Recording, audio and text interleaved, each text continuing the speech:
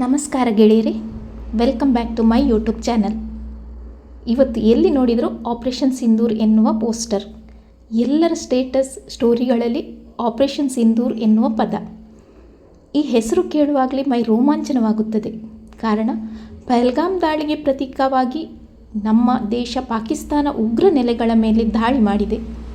Mach drill ಎಂದು ಒಂದು ದಿನದ ಮೊದಲು ಸುದ್ದಿ ಮಾಡಿದ್ದ ಭಾರತ, ಪಾಕಿಸ್ತಾನ ಊಹಿಸಿಯೂ ನೋಡಿಕೊಳ್ಳಲಾಗದ ಸ್ಥಿತಿಯಲ್ಲಿ ಉತ್ತರ ಕೊಟ್ಟಿದೆ.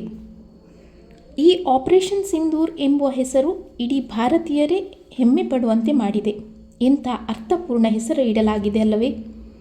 ಪಹಲ್ಗಾಮ್ ದಾಳಿಯಲ್ಲಿ ಪ್ರೀತಿ ಪಾತ್ರರನ್ನು ಕಳೆದುಕೊಂಡು ಕಣ್ಣೀರಿಟ್ಟ ಭಾರತೀಯರ ಕಣ್ಣೀರಿಗೆ ಇಂದು ನ್ಯಾಯ ಸಿಕ್ಕಂತಾಗಿದೆ. ಕೆಲವು ದಿನಗಳ ಹಿಂದೆಯಷ್ಟೇ ಮದುವೆಯಾಗಿರುವ ಕೆಲವರನ್ನು ಗುರಿಯಾಗಿರಿಸಿಕೊಂಡು ಪಾಕಿಸ್ತಾನಿ ಉಗ್ರರು ಹತ್ಯೆ ಮಾಡಿ ಹೆಣ್ಣು ಮಕ್ಕಳ ಹಣೆಯ ಕುಂಕುಮ ಅಳಿಸುವಂತೆ ಮಾಡಿದ್ದಾರೆ. ಕರ್ಮ ಯಾವತ್ತಾದರೂ ಬಿಡುವುದುಂಟೆ? ಇವತ್ತು ಆಪರೇಷನ್ ಸಿಂಧೂರ್ ಎಂಬ ಅದ್ಭುತ ನಾಮಧೇಯದೊಂದಿಗೆ ಪಾಕಿಸ್ತಾನಿ ಉಗ್ರರನ್ನು ಕಾಡಿದೆ. ಅಯ್ಯೋ, ಯುದ್ಧ ಮಾಡಬಾರ್ದಿತ್ತು ಅಂತ ಮರುಗುವ ಕೆಲವು ಜೀವಿಗಳೇ, ನಿಮಗೊಂದು ಕಿವಿ ಮಾತು.